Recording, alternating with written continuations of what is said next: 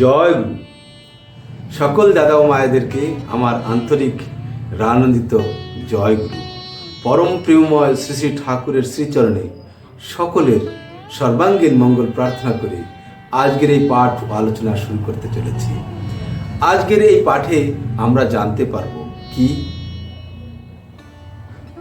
ধনবান অর্থাৎ ধনী ধনী ব্যক্তি কখন দুর্দশায় পতিত হয় সে বিষয়ে আজকে পাঠ ও আলোচনা।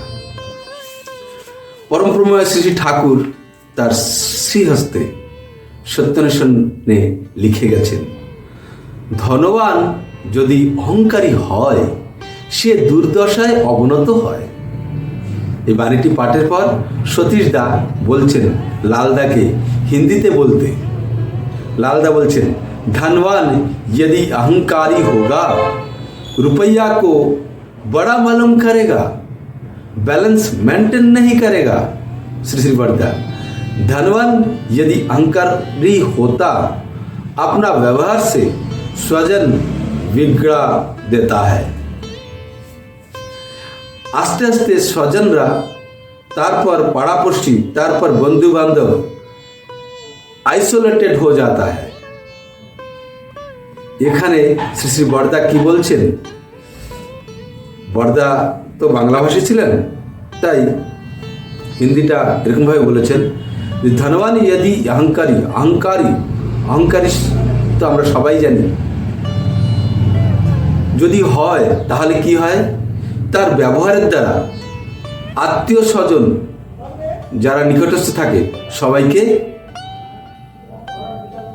বিগড়ায় দেয়, অর্থাৎ উল্টা পাল্টা করে দেয়। তাদের সম্পর্কটা ঠিক থাকে না, রাখতে পারে না। কখন? যখন অহংকারী হয়। আস্তে আস্তে স্বজনরা, তারপর পাড়াপড়শি, তারপর বন্ধু বান্ধব আইসোলেটেড হয়ে যাতা হ্যায়, অর্থাৎ পার্থক্য যে দূরে সরে যায়।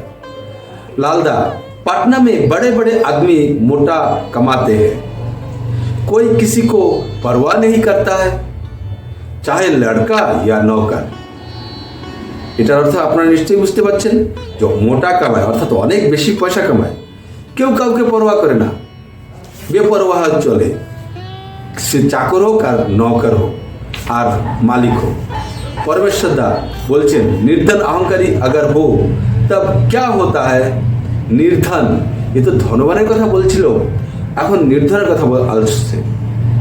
निर्धन यदि अहंकारी है ताहले की होतो, 5 आदमी मिलकर डांटते हैं, अहंकारी धनी का पद होता है दंभ दर्प अहंकार। श्री श्री बर्दा बोलছেন, 5 জন মিলে যখন নির্ধন হয় তখন 5 জন মিলে অ্যাটাক করে, এবং অহংকারী ধনীর পথ হচ্ছে দম্ভ আর দর্প। দম্ভ দর্প অহংকার, এইগুলি হচ্ছে অহংকারী মানুষের, অহংকারী ধনী মানুষের পথ। আবার 5টা ছেলে এই নিয়ে অহংকার, আমার 5টা ছেলে এই নিয়ে অহংকার, যৌবনের অহংকার, তাকতের অহংকার, এই নিয়ে নিজেই নিজের মৃত্যুবান তৈরি করলো।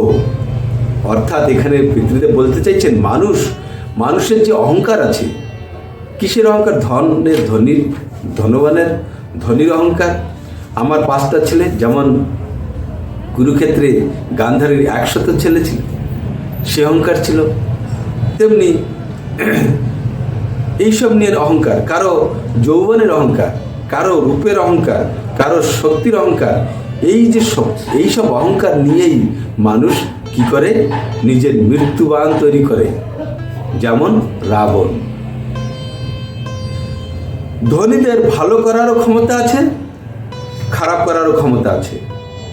বেশিরভাগ লোকই ধনের পর আকৃষ্ট হয়, তারা ক্ষতিও করতে পারে আবার মঙ্গলও করতে পারে। অনেক ভালো জমিদার দেখা যায় পাইক বরকন্দাজ আছে, তা সত্ত্বেও নিজে যে দেখাশোনা করে কে কি খেলো, কোথায় সাধু আছে। আবার এমনও আছে বরকন্দাজ নিয়ে ধরে আনলো, যে খাজনা দিল না আটকে রাখলো, যে ছাতা মাথায় দিয়ে গেল সামনে দিয়ে তাকে ধরে নিয়ে এলো। রামমোহন রায় এক জমিদারকে দেখে বলেছিলেন, তোমরা যে আচরণ করছো তাতে তোমাদের সুবিধা হবে না, ভালো ব্যবহার করো। রামমোহন রায় কাদেরকে বলেছিলেন? জমিদারকে বলেছিলেন। কেন বলেছিলেন?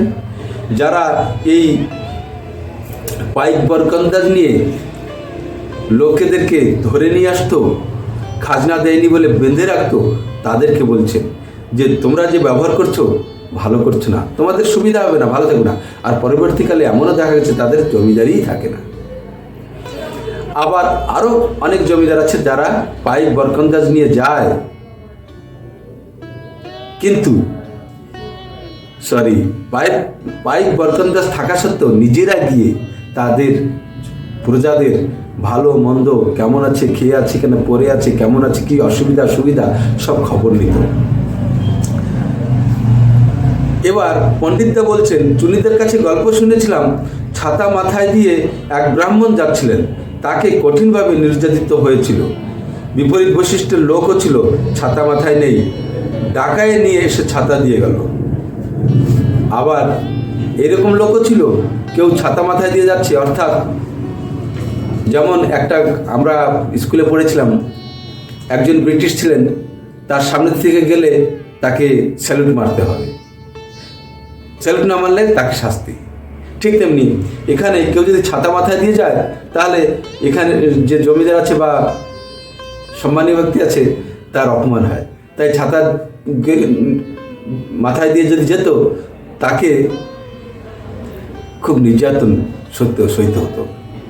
আবার পিতৃদেব বলছেন যে বিভিন্ন উল্টো মানে বিপরীত বৈশিষ্ট্যের লোকও ছিল, মানে বিপরীত বৈশিষ্ট্যের জমিদারও ছিল, যারা ছাতা মাথায় নেই, যার ছাতা মাথায় নেই তাকে ডেকে ছাতা দিয়ে দিত, এমন মানুষও ছিল।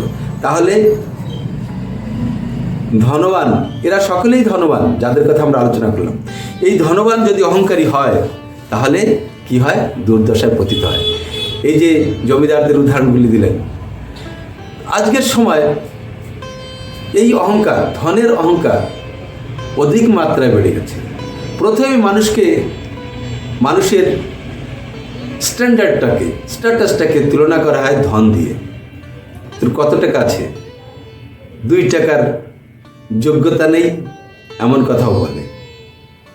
কিন্তু তারা ভবিষ্যতে কিন্তু বেশি দিন এই ধনবান হয়ে থাকতে পারে না, টেকে না। তাই ধনবান যদি অহংকারী হয়, তাহলে